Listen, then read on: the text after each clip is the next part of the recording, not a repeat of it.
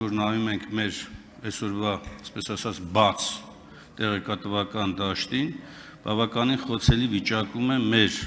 արդեն տեղեկատվությունը, մեր անվտանգության տեսակետից, սկսած օրինակ ոչ հրապարակային, բայց փաստացի հրապարակային ջրային պաշարներից, ավարտված հանկարծությունաբերություն եւ այլն, ել չասած անձնական տվյալների մասով։ Հիմա քննրեի, որպեսզի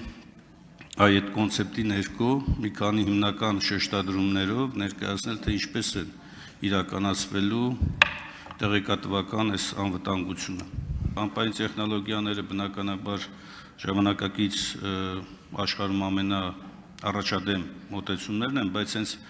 այդ համատեքստում ինչպես անել, որպեսզի պաշտպանել մի կողմից արտաքին ներխուժումից,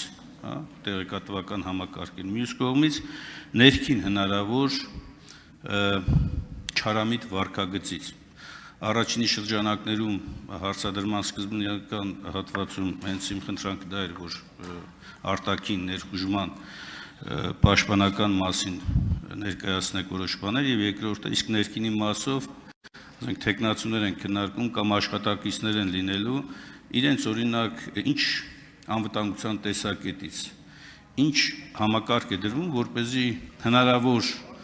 բացահայտումներ հետո մեզ անակնկալի չմատուցեն, սկսած